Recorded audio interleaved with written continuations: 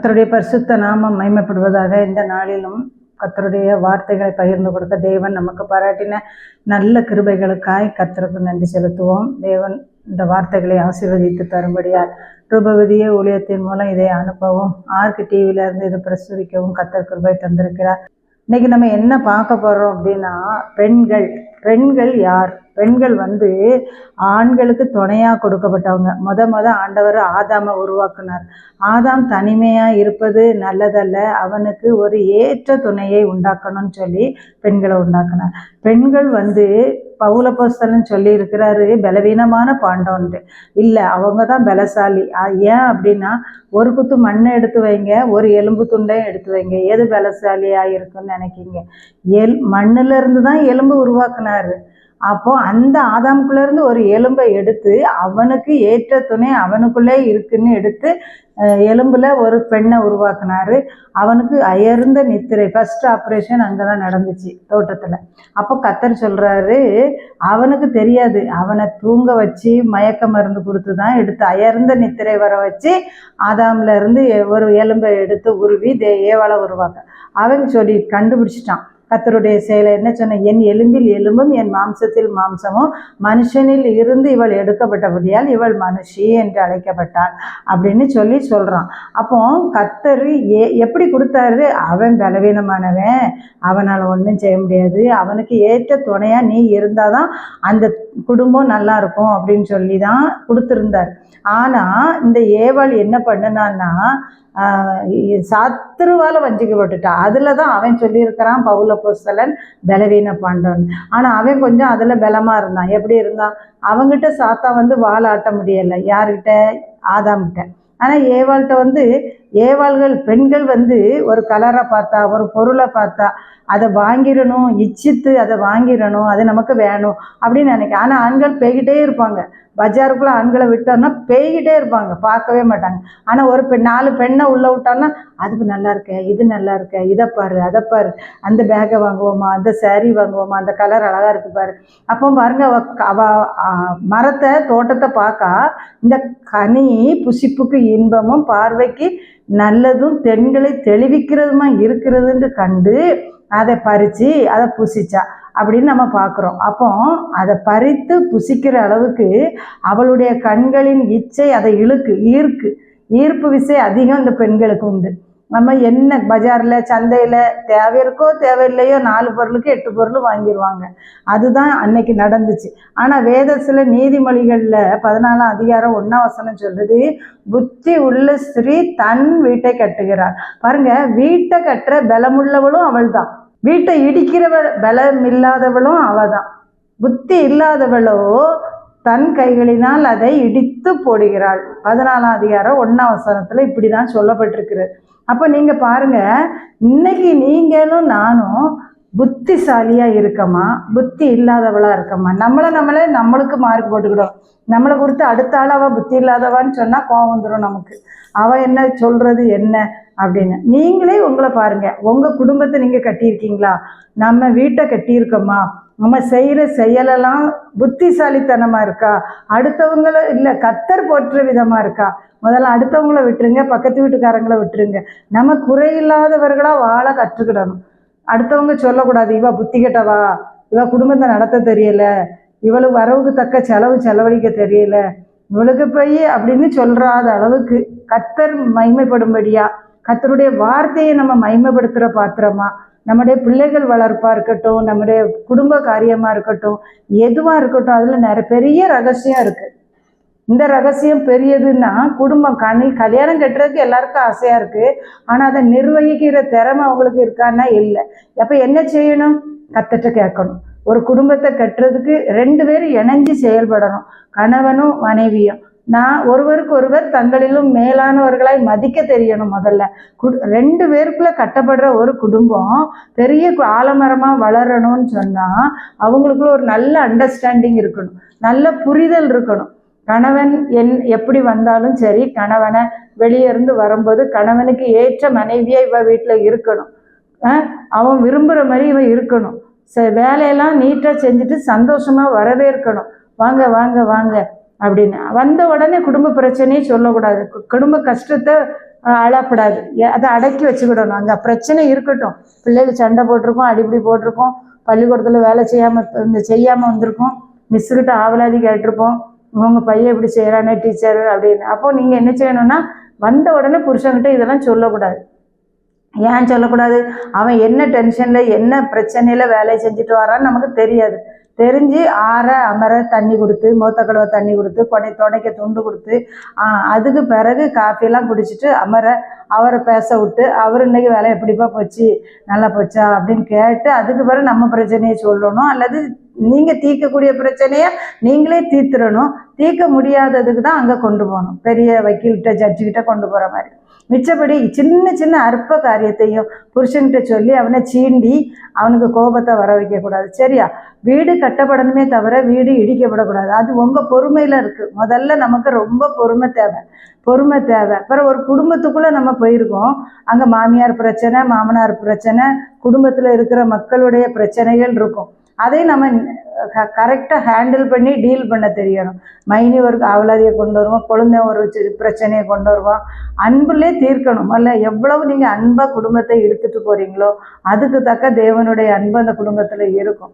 தவறு இல்லாதவங்களே இல்லை, குறை இல்லாதவங்களே இல்லை, குறைகளையே சொல்லிக்கிட்டு இருக்கக்கூடாது. அதில் இருக்கிற நிறைய நீங்கள் போற்ற படிச்சிங்கன்னா உங்கள் வீட்டில் வர்ற குறைகள் தானாக விலகி போயிடும். சரியா?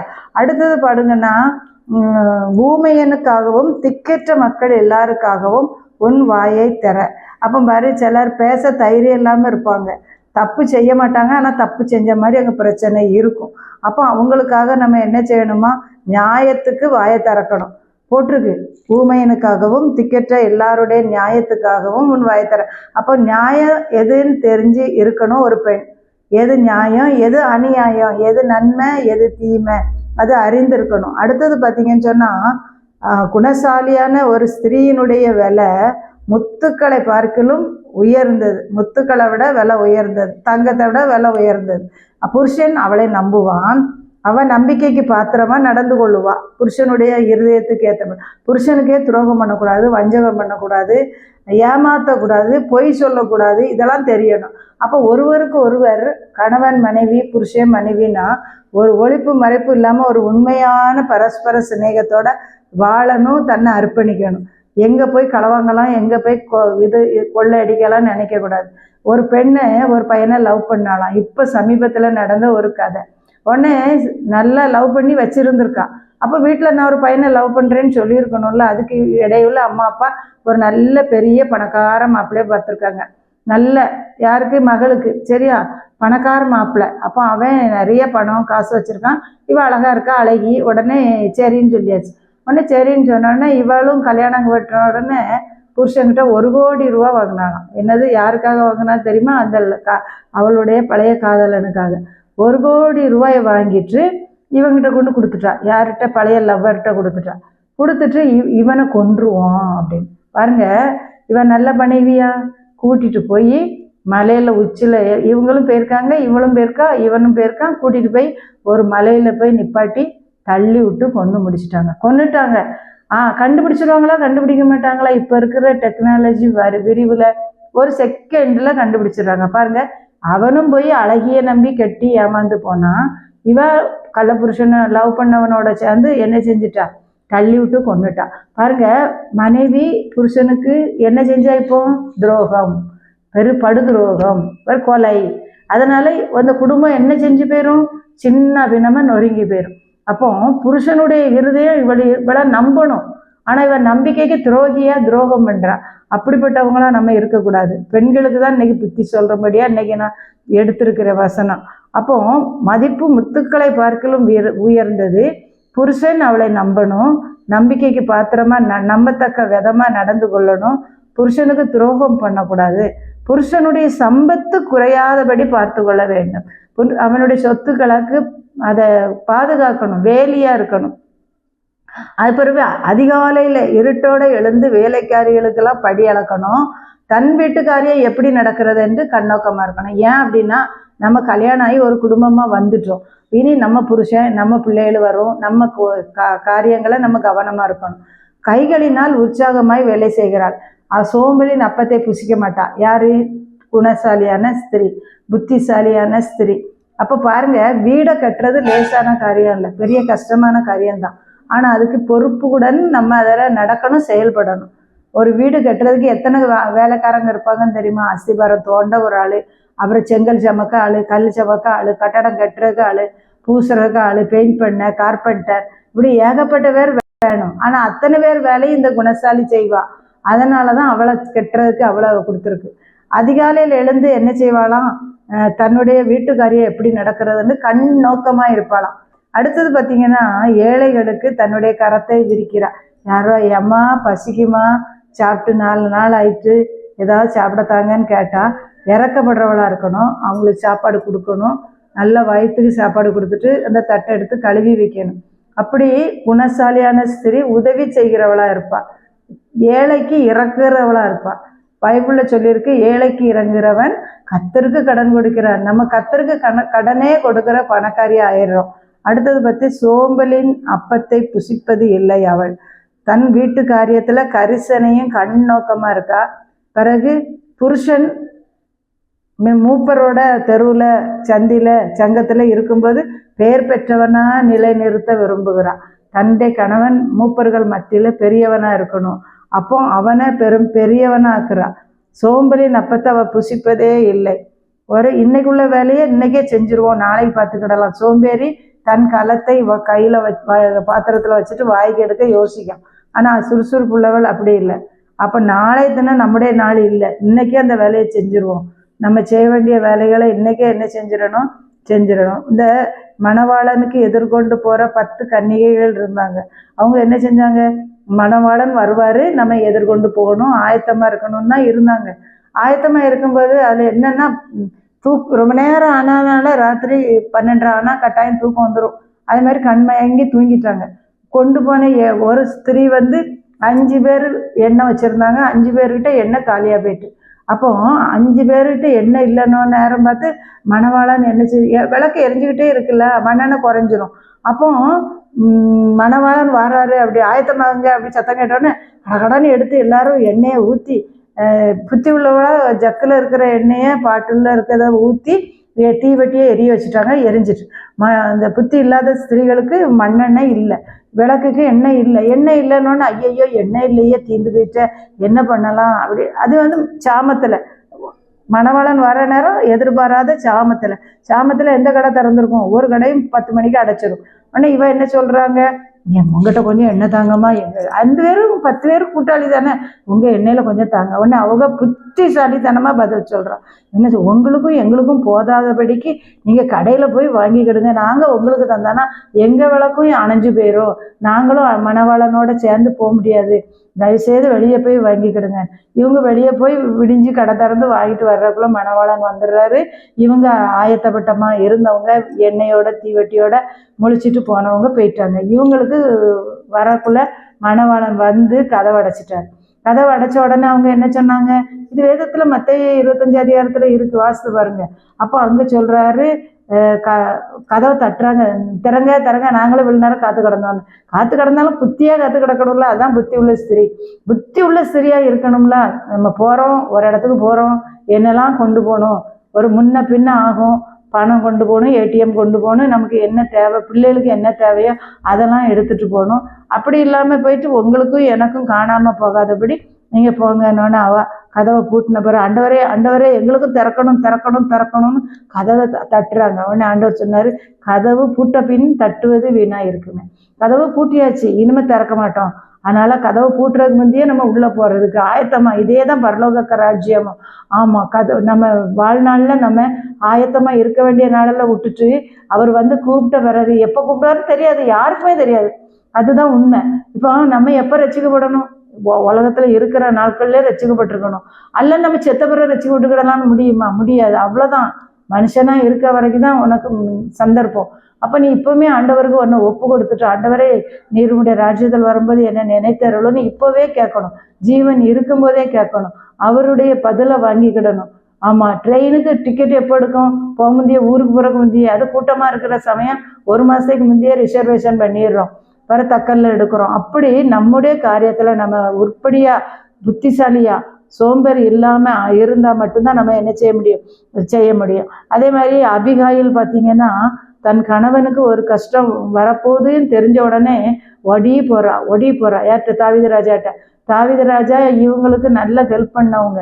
உடனே ஆண்டவர் அவங்க ஆடு வெக்கு மயிர் கத்திரிக்கவங்கள அவ எவ்விடத்தாரோ எனக்கு தெரியாதுன்னு அபிகாயிலுடைய புருஷன் நாபால் சொல்லிடுவான். உடனே இது தாவீதுக்கு ரொம்ப விசனமாயிரும். நம்ம அவனுக்கு எவ்வளவு செஞ்சிருக்கோம், இன்னைக்கு என்ன இப்படி சொல்லியிருக்கான், இப்போ ராத்திரிக்குள்ளே ஒருத்த கூட உயிரோட இல்லாம அத்தனை பேரையும் சங்கரிச்சிடணுங்க. உடனே இந்த அபிகாயில் எழும்பி ஓடி போறா. ஐயையோ ஐயா ராஜா மன்னிச்சிருங்க, அவர் பேரு நாபாலு, பேருக்கு தக்க அவருக்கு புத்தி கிடையாது, நீங்கள் செஞ்சது எங்களுக்கு தெரியும், நீங்கள் ரத்த சிந்த வர வேண்டாம் அப்படின்னு சொல்லிட்டு தன் புருஷனுக்காகவும் தன் குடும்பத்தில் உள்ள எல்லாருக்காகவும் இவ போய் மன்றாடுறா. நாம் இன்னைக்கு குடும்பத்துக்காக மன்றாடுறோமா ஆண்டவர்கிட்ட? ஆண்டவரே என் குடும்பத்தை காத்தரலும். இப்போ அண்ணால கேட்டிங்கன்னா என் குடும்பம் ஆலய பணிவிட செய்யணும்னு காத்திருந்தா. ஒவ்வொருத்தரும் ஒவ்வொரு காரியத்தில் உஷாராக இருக்கணும். நம்முடைய வீட்டு காரியத்தில் பெண்கள் தான் உஷாராக இருக்கணுமே தவிர ஆண்களுக்கு அந்த கட்டுற வேலை கொடுக்கப்படவே இல்லை. அப்போ பெண்கள் என்ன செய்யணும்? அபிகாயில போல அண்ணால போல நம்ம கதை என்ன? அண்ணாள் எப்படி இருந்தான்னா எல்கானா மனைவி பெண்ணினால் இருக்கா, அவள் 10 பிள்ளை பெற்றிருக்கா. இந்த அண்ணாளுக்கு பிள்ளை இல்லை. அப்போ அவளுக்கு என்ன சரித்திரம் தருதுன்னா, நாம் என்ன நடக்கணும்னா நம்ம ஆசாரிய ஊழியம் செய்யக்கூடிய குடும்பம். ஆனால் ஆசாரிய ஊழியத்துக்கு விலக்கிப்பட்டுட்டோம். எதனால? யாருனால? இந்த ஆகானுடைய சாபத்தினால நம்ம விளக்கப்பட்டுட்டோம். இனி நம்ம அந்த இழந்த பதவியை பெறணுமே, என்ன செய்யணும்னு சொல்லிட்டு தான் ஆண்டவர்கிட்ட போய் அழுகுறா. பத்தியா, எங்கே அழணுமோ அங்கே போய் அழுதாதான் நம்ம காரியம் ஜெயமாக இருக்கும். சும்மா தேவையில்லாத இடத்துல கண்ணீரை சிந்தி மதிப்புமிக்க கண்ணீரை வீணா சிந்தக்கூடாது. இவ போய் அங்கே போய் அழுத உடனே என்ன நடந்துச்சு அப்படின்னா, பொருத்தனை பண்ணுறா, எருசலேம் தேவாலயத்தில் அழுகுறா. ஏலி ஜெபத்தை பார்க்காரு, என்னம்மா நீ முணுமுணுன்னுட்டு இருக்கா, இவன் மதுபான வெறி கொண்டிருக்கியான்னு. இல்லையா, நான் மன கிளேசமுள்ள ஸ்திரீயா அப்படின்னு சொல்றா. உடனே எனக்கு ஒரு ஆண் பிள்ளை தரந்தா நான் அதை உமக்குன்னே விட்டுருவையா. பாருங்க, பொருத்தனை பண்றதுலையும் எனக்கு தாருன்னு கேட்கலாவா, எனக்கு தந்தா அதை நான் உமக்கே தந்துடுவேன், இப்படி ஆளே பணிவிட செய்யறதுக்கே விட்டுருவையா பால் மறந்த உடனே அப்படின்னு சொல்லி இந்த சாமுவேலை வாங்குறா. சாமுவேல் கத்துறா. அதே மாதிரி அதுக்கு பிறகு அவ ஜெபம் பண்ணிட்டு போட்டிருக்கு, அவ என்ன துக்க முகமாய் இருந்ததில்லை. ஆமா, சந்தோஷமா வந்துட்டா. நம்ம யார்கிட்ட சொல்லியிருக்கோம்? உன்னத தேவன்கிட்ட சொல்லிட்டோம். அவர் கட்டாயம் செய்ய வல்லவர், அவர் செய்வார்.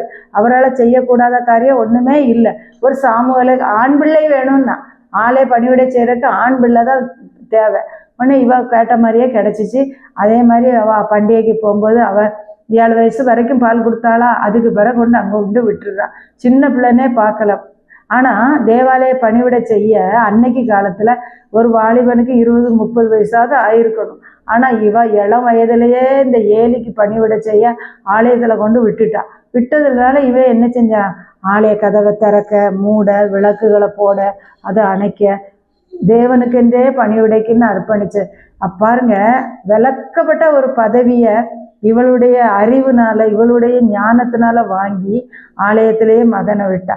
இன்னைக்கு நாம தேவனுடைய காரியமா செயல்பட எனக்கு ஒரு பிள்ளை வேணும், ஊழியத்துக்குன்னு எனக்கு ஒரு பிள்ளை வேணும், உண்மையா ஆத்மா ஆதாயம் வேட்டை பண்ணணும் அப்படின்னு சொல்லி நம்ம நினைக்கமா? உலகத்துல டாக்டர் ஆக்கணும், இன்ஜினியர் ஆக்கணும். பிள்ளை இல்லைன்னா பிள்ளைதாரும் கேட்காங்க. ஆனா அந்த பிள்ளைய தேவனுக்கேற்ற விதத்துல வளர்க்குறங்கிற ஞானம் இல்லை. ஆண்டவரே, நீர் என் பிள்ளைகள் 3 பிள்ளைகளை தந்திருக்கீர், 4 பிள்ளைகளை தந்திருக்கிறீர் ஐயா, நான் உமக்குன்று இந்த 4 பிள்ளைகளையும் வளர்க்க எனக்கு பலன் தாருன்னு நம்ம கேட்குறோமானா, நீங்க தான் உங்களை யோசித்துக்கிடணும். நான் அப்படி கேட்கலையே, என்ன செய்யணும்? நீ ஆண்டவர் சமூகத்தில் கேளு, கர்த்தாவே நான் என்ன செய்யணும், என் காரியத்தை நான் எப்படி புத்தியாக பழைக்கணும், எப்படி ஞானமாக நடக்கணும்னு கேளுங்க, கர்த்தர் தருவார். சரி, அடுத்தது பார்த்தீங்கன்னு சொன்னால் பெண் குடும்பத்தை கெட்டுறவா. நிறைய குடும்பங்கள் இன்னைக்கு உடஞ்சி கிடக்க காரணம் என்னன்னா, வரவுக்கு மீறி செலவு பண்ணிடுறது. நம்ம யாரும் என்னமோ பண்ணட்டும், நம்ம வருமானம் இவ்வளோதான், அதில் நம்ம இவ்வளோ செலவழித்து இவ்வளோ மிச்சம் எடுத்தால் தான் நமக்கு நல்லா இருக்கும். புருஷனுடைய வருமானத்தில், புருஷனுடைய காரியத்தில் கண்ணோக்கமாக இருக்கணும். அப்போ அவன் வருமானத்துக்கு மிஞ்சி அவன் எங்கேருந்து கொண்டு வருவான்? அவன் வாங்குற சம்பளத்தை கொண்டு தாரான். அதை கணக்கு பார்த்து, வரவு செலவு கணக்கு பார்த்து, குடும்ப செலவு பார்த்து அதுக்கு தக்க செலவு பண்ணணும். முதல்ல என்ன செய்யணும்? 2 பேரும் ஜெபம் பண்ணணும். ஆண்டவரே, எங்கள் குடும்பத்துக்கு இன்னைக்கு தந்திருக்கிற இந்த வருமானத்துக்காக நன்றி ஆண்டவரே, இந்த வருமானத்தை நாங்கள் எப்படி செலவு பண்ணணும்னு எங்களுக்கு சொல்லித்தாங்கன்னு 2 பேரும் முழங்கால் போட்டு ஜெபம் பண்ணி இந்த செலவில் என்னெல்லாம் செலவு சரி கத்தருக்குரிய பகுதியை எடுத்து கொடுத்துட்டு மீதி அரிசிக்கு எவ்வளோ வேணும், மசாலா சாப்பாடு, அப்புறம் கரண்ட் செலவு, அப்புறம் பிள்ளைகள் படிப்பு செலவு, அப்புறம் திடீர்னு கல்யாண வீட்டு செலவு, மொய்மர செலவு, எல்லாத்தையும் வரவுக்கு தக்க செலவு செஞ்சால் 1 ரூபா மிச்சம் இருந்தாலும் அதை உண்டியெல்லாம் போட்டு சேர்த்துடணும். போன மாதம் 1 ரூபா மிச்சம், சரி ரைட், அடுத்த மாதம் 10 ரூபா மிச்சம், ரைட் அப்படின்னு சொல்லி நம்ம மிச்சத்தை உண்டியல் போட்டு சேர்த்துட்டே இருந்தால் 1 பணம் 2 பணமாக மாறும், 2 பணம் 5 பணமாக மாறும், 5 பணம் 10 பணமாக மாறும். அப்படி பிள்ளைகள் படிப்பு செலவுக்கு ஃபீஸ் கட்டணும், திடீர்னு சோம்பலாமல் வந்துட்டுனா ஆஸ்பத்திரி செலவுக்குன்னு ஒரு துட்டு எடுத்துகிட்டு போகணும். ஆண்டவரே, இந்த நாளில் நான் ஒவ்வொரு காரியத்தையும் உண்மை கொண்டே தொடங்கி உண்மை கொண்டே முடிக்க எனக்கு பலன் தாருன்னு சொல்லி செய்யணும். அடுத்தது பார்த்திங்கன்னா, பெண்கள் கையினாலும் வருமானம் வரணும். கணவனுடைய வருமானத்தை மட்டுமே நம்பி இருக்கக்கூடாது. ஒரு அவசர சப்போர்ட்டுக்கு இப்போ நிறைய பெண்கள் பார்த்திங்கன்னா தையல் மிஷின் போட்டு வீட்டில் தச்சு வருமானத்தை பெருக்கி வச்சுக்கிறாங்க, பெருக்கி வச்சுக்கிடுவாங்க. அவங்க கை செலவுக்கு தெரியும், புருஷன் கொடுத்த துட்டுக்கு மேலே செலவு பண்ணுறாங்க. அப்போ ஒரு சட்டை தைச்சா, ஒரு பாவடை தைச்சா, ஒரு சுடிதார் தைச்சா, அதே மாதிரி அது தைக்க தெரியலை, ஒரு கூடை பின்னி விற்கலாம். 2 ரோல் ஒயர் வாங்கி பிளாஸ்டிக் கூடை வாங்கி பின்னி விற்கலாம். சிலர் கட்டில் பின்னி கொடுக்குறாங்க, அது வருமானத்தை அவங்க வச்சுக்கிறாங்க. வீணா பலன் இருக்கும்போதே செய்யணும். இப்போ 65 வயசு ஆன பிறகு எதாவது வேலை செய்ய முடியுமா? முதுகு வலிக்கு, கால் வலிக்கு, கை வலிக்கு, கண்ணு தெரியலைன்னு. ஆனால் அது பலன் இருக்கும்போதே நிறைய பெண்கள் சட்டை தைக்காங்க. அதே மாதிரி நாமளும் ஏதாவது ஒரு உருப்படியான வேலை.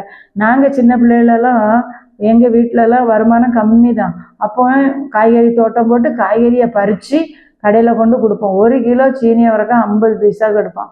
ஆனால் அந்த 1 கிலோ சீனி அவரைக்காயை எடுத்து கடையில் கொண்டு கொடுத்துருவோம், முட்டை விற்று சாப்பிடுவோம். அப்படி நம்ம செய்யணும்னு செஞ்சால் நம்ம குடும்பம் செழிக்கும். நம்ம படுற பிரயாசத்துக்கு தக்க பலனை கத்தர் நமக்கு தராமல் போகவே மாட்டார். அதுக்கு அடுத்தது பார்த்திங்கன்னா, வீட்டு சத்தம் வெளிக்கு தெரியக்கூடாதுன்னு சொல்லுவாங்க. அந்த காலத்தில் ஒரு சண்டை போடக்கூடாது, அட்ஜஸ்ட் பண்ணி பொருந்தி போகணும், சத்தத்தை ரைஸ் பண்ணி பேசக்கூடாது, உயர்த்தி பேசக்கூடாது கணவன்கிட்ட. அப்படி நிறைய விஷயங்களை படிக்க வேண்டியது இருக்குது. இந்த காலத்து பெண்கள் எல்லாம் சமைக்க வருத்தப்பட்டு கடையில் வாங்கி சாப்பிட்றாங்க. அது செலவு அதிகமாகுமா குறையாகுமா? அதிகமாகும். அப்போ நம்ம வருமானத்துக்கு தக்க நம்ம வீட்டில் 1/2 கிலோ கோழி வாங்கி செய்யணும். கடையில் போய் பிரியாணி வாங்கினா எவ்வளோ ஆகும்? வேண்டாம். அடுத்தது பார்த்திங்கன்னா, பக்கத்து வீட்டை பார்த்து அதை காட்டி வாழக்கூடாது. பக்கத்து வீட்டுக்காரியை பாருங்கள் 10,000 ரூபாய்க்கு பட்டு எடுத்திருக்கா, எனக்கு அது மாதிரி வேணும் அப்படி சொல்லவே கூடாது. நமக்கு கத்தர் என்ன தந்திருக்கிறாரோ அதில் நாம் என்ன செய்யப்படும்? மகிழ்ச்சியாக இருக்க பழகணும். அடுத்தது பார்த்திங்கன்னா, திராணிக்கு மிஞ்சி செலவு செய்யவே கூடாது. தன்னால் எவ்வளவு முடியும் அப்படின்னு பார்த்து தான். எந்த பாரமுமே வண்டியில் அதிகமான பாரத்தை ஏற்றினா அச்சு உடஞ்சிரும். அதே மாதிரி குடும்பத்துலேயும் நம்ம வரவுக்கு மிஞ்சின பாரத்தை நம்ம குடும்பத்தில் ஏற்றணுன்னா குடும்ப சக்கரம் உடஞ்சி போயிடும். அப்படி நம்ம பெண்களால் உடையக்கூடாது. அடுத்தது பிள்ளை வளர்ப்பு. பிள்ளை வளர்ப்பில் எப்படி இருக்கணும்னா, நம்ம பிள்ளை தானே, அதை முதல்ல அன்பாக சொல்லி பிள்ளைகள் திடனற்று போகாதபடி அவர்களை கோபம் ஊட்டாதீர்கள்னு. அப்போ அவங்க கேட்பாங்க, சின்ன வயசு அவங்களுக்கு மெச்சூரிட்டி இல்லாமல் கேட்பான், ஏம்மா அப்பா வருமானம் இவ்வளோ, அம்மா வருமானம் இவ்வளோதாம்மா, நம்ம எல்லா வீட்டிலும் இவ்வளோ செலவு, அதனால் இவ்வளவுக்கும் உனக்கு வாங்கிக்கிடுவோம், இப்போ சைக்கிள் வாங்கி தரேன், பிறகு பைக் வாங்கி தரேன், வயசு இருக்கலாமா பிறகு எடுத்துக்கிடலாம். பிள்ளைகள்கிட்ட அன்பாக சொல்லி பக்குவமாக சொல்லி பண்பாக சொல்லி அவனை பக்குவப்படுத்தணும். ஏன் பிள்ளைகள் கேட்குங்கிறதுக்காக கேட்டதெல்லாம் நோ சொல்லாமல் வாங்கி கொடுத்தீங்கன்னா அவங்களுக்கு வீட்டு கஷ்டத்தை சொல்லி வளர்க்கணும். அதுதான் அந்த பிள்ளைகளுக்கு நல்லது, நமக்கும் நல்லது. அப்போ பிள்ளைகள் வளர்க்குற காரியத்தில் கண்டிப்புடனும் வளர்க்கணும், அன்புடனும் வளர்க்கணும், அவங்கள கீழ்ப்படிய வைக்கணும், நோ சொல்கிற பொருளுக்கு ஏற்றுக்கிட வைக்கணும். இப்போ இல்லைம்மா அம்மா பிறகு வாங்கித்தாரேன் அப்படின்னு சொன்னால் சரிம்மா அப்படின்னு சொல்லிட்டு போகிற அளவில் பிள்ளைகளை என்ன செய்யணும்? இருக்கணும். இந்த காலத்தில் அநேகர் பிள்ளைகளுக்கு நோ சொல்லியே வளர்க்குறதில்ல, கேட்ட உடனே வருத்தம் இல்லாமல் வாங்கி கொடுக்குறது, அது பெரிய கஷ்டத்தில் போகுது. நிறைய ஆக்சிடெண்ட் ஆகிறதுலலாம் பார்த்திங்கன்னா, பையனுக்கு பைக் வாங்கி கொடுத்து 10 நாள் தான் வச்சு போய் உளுந்து நொறுங்கி செத்து போகிறான். அப்போ தாய்க்கு பாருங்கள், பைக்கோட நட்டம் இல்லை, பிள்ளையும் சேர்ந்து நஷ்டம். அப்போ நாம் என்ன செய்யணும், நாம் எவ்வளோ புத்தியாக பிழைக்கும் அப்படிங்கிறது. இந்த பைக் ஆக்சிடெண்ட்லலாம் நானே பார்த்துருக்கேன், ஏகப்பட்ட பையங்க உழுந்து செத்துருக்காங்க. அப்போ அதை நம்ம சரியாக வளர்க்காததுனால தானே இப்படி நடந்திருக்கு. அந்த பையனை பக்குவப்படுத்தலை. பொறுமா, உனக்கு வயசு பத்தாது, கொஞ்சம் பொறு, வாங்குவோம், நீ வேலைக்கு போ, நீ வேலைக்கு போன பிறகு உன் காசு பாதி அம்மா காசு பாதி போட்டு வாங்கித்தரேன் என்னம்மா அப்படின்னு சொல்லி பக்குவமாக அன்பாக அந்த பையன் கேட்குற மாதிரி சொல்லணும். அந்த பிள்ளைகளுக்கு பிடிவாதம் பிடிச்சி வாங்கி கொடுத்து பழக்கணும்னா அவன் பிடிவாதம் பண்ணி அம்மாட்ட என்ன வேணாலும் வாங்கிடலான்னு நினைப்பான். அப்படி இருக்கக்கூடாது. அடுத்தது பார்த்திங்கன்னா நேரத்தை காலங்களை நம்ம வீணாக செலவழிக்கவே கூடாது. நம்ம உட்காந்து பைபிள் வாசித்து ஜோம் பண்ணோன்னா நம்ம பிள்ளை சொல்லாமலே வாசித்து ஜோம் பண்ணிடும். நீங்கள் உட்காந்து மிஷினில் தச்சுக்கிட்டு இருந்தீங்கன்னு சொன்னால் அவனும் ஏதாவது ஒரு பிரயோஜனமான கார்டனிங் வேலை செய்வான். தோட்டத்துக்கு தண்ணி பாய்க்க வேலை, செடிகளுக்கு களை அடிக்கிற மருந்து அடிக்கிற வேலை செஞ்சான்னா அது நமக்கு எவ்வளவோ லாபம். இன்னொரு ஆளுக்கு காசு கொடுத்து செய்கிற 600 கொடுக்குறது போல் நம்ம பிள்ளை செஞ்சிடும். அப்படி நம்ம பிள்ளைகளையே நம்ம ட்ரெயின் பண்ணணும். அடுத்தது பார்த்திங்கன்னா நாம் இன்னொரு முக்கியமான விஷயம் என்னென்னா கணவனை மனைவி மதிக்கணும். நீ உன் கணவனை மதிக்கலையானா அவன் பிள்ளைகளும் அவன் பையனை அப்பான்னு மதிக்காது. அப்போ முதல்ல நம்ம கணவனை மதித்தாதான் நம்ம பிள்ளைகள் தகப்பனை மதிக்கும். நீ அப்பனை மதின்லாம் சொல்லி கொடுக்கக்கூடாது. நம்ம செயல்பாடை பார்த்தே எதுனாலும் அம்மா அப்பாட்ட கேட்டு தான் செய்கிறாங்க, அப்போ நம்மளும் அப்பாட்ட கேட்டு தான் செய்யணும். அப்பாவை வீட்டுக்கு தலைவராக வச்சுக்கிடணும். இப்படி நம்ம பிள்ளைகள் அப்பா இல்லாத நேரம் பிள்ளைகளுக்கு சொல்லிக் கொடுக்கணும். அப்பாவுக்கு மதிப்பு கொடு, அப்பாவுக்கு கனம் பண்ணு, அப்பாட்ட கேட்டு செய்யி, அப்பாவுக்கு தெரியாமல் செய்யக்கூடாது அப்படின்னு. அப்படி நம்ம ஸ்ட்ரிக்டாக பிள்ளைய வளர்த்தோன்னா அந்த பிள்ளைகள் நமக்கு ரொம்ப ஆசீர்வாதமாக இருக்கும். அதை விட்டு நீங்கள் அப்பாவுக்கு தெரியாமல் ஒரு காரியம் செஞ்சால் அவன் அப்பாவுக்கு தெரியாமல் 4 காரியம் செய்வான். அப்படி இருக்கவே கூடாது. சரியா? அடுத்தது வேறு என்ன செய்யக்கூடாது, ஒருவரை ஒருவர் தங்களிலும் மேலாக மதிக்கணும். சின்ன பையன் வரானா இல்லை அவன் அண்ணனுக்கு மதிப்பு கொடு, அண்ணன் சொன்னபடி செய். நீ பெரிய ஆள் இல்லை, நீ பெரிய ஆளானவர் பார்த்துக்கிடலான்னு சொல்லி அவன் குடும்பத்தில் அண்ணன் அக்கா அப்படி மாமா தாத்தா பாட்டி இவங்களெல்லாம் நம்ம கனம் பண்ண கற்றுக் கொடுத்துடணும். குடும்பம் சீராக இருக்கும். குடும்பம் தான் வீடு. வேறு வீடுன்னா எங்கன்னா கொத்தனார் போய் கெட்டுற சொல்கிற வேலை. நம்ம குடும்பத்தை நம்ம கரெக்டாக அமைச்சிருக்கோமா, சரியாக கட்டியிருக்கோமா, பிள்ளைகள் வளர்க்கமா, ஒரு வேலை செய்யுமான்னு பிள்ளை செய்யுதா, இப்படி நம்ம அநேக காரியங்களை யார் பார்க்கணும், யார் பார்க்க முடியும்? இதை ஃபுல் அண்ட் ஃபுல் பெண்கள் தான் பார்க்கணும். அதுதான் சொல்லியிருக்கு, புத்தி உள்ள ஸ்திரீ தன் வீட்டை கட்டுகிறாள், புத்தி இல்லாதவளோ தன் கைகளினால் அதை இடித்து போடு. உன் கிரியையினால் நீ இடித்து போடுற வேண்டாம். நல்ல கிரியையில் கையில் செய், வாயில் பேசு, சிந்தையில் வை, சிறுமையும் எளிமை மனவளுக்கு நியாயத்தை செய். குணசாலியின் மதிப்பு முத்துக்களை பார்க்கிலும் உயர்ந்தது. உயிரோடு இருக்கும் நாடெல்லாம் புருஷனுக்கு நன்மை மட்டுமே செய்வாள். அவள் புருஷன் இருதயம் அவளை நம்பும். சரியா? நாம் எப்படி இருக்கோம்? நம்ம ஆண்டவருக்கு பிரியமாக இருக்கோமா? கைகளில் சுத்தம் இருக்குதா? ஆண்டவரே, நான் என் குடும்பத்தை கட்டுறவளா இடிக்கிறவளா? என் குடும்பத்துக்கு இந்த குடும்பத்துக்கு நான் வாக்கப்பட்டு கல்யாணம் கட்டி வந்த பிறகு எவ்வளோ வளர்ச்சி அடைஞ்சிருக்கு நீங்களே பாருங்கள். வளர்ச்சி அடையலையானா இன்னைக்கு உங்களை ஆண்டவர் கையில் ஒப்பு கொடுத்துட்டு, ஆண்டவரே என் குடும்பம் இனியாவது தழைக்க செழிக்க கிருபை தாருன்னு ஜெபிங்க. கர்த்தர் உங்கள் குடும்பத்தை தழைக்க பண்ணுவார். நமக்கு தேவை இயேசு தான். இயேசு நாயகரை பிடிச்சு விடுங்க, செழிக்க பண்ணுவார். கட்டாயம் உங்கள் வாழ்க்கை நீடித்திருக்கும். கர்த்தர் தாமே இந்த வார்த்தைகளை ஆசீர்வதித்து தருவாராக. ஜெபிப்போமா? அன்பின் ஆண்டவரே, மே துதிக்கிறோம் அப்பா. நாங்கள் குணசாலியாய் புத்தியுள்ள பெண்ணாய் ஆண்டவரே குடும்ப குல விளக்காய் இருக்க எங்களுக்கு கிருபை தாரும்.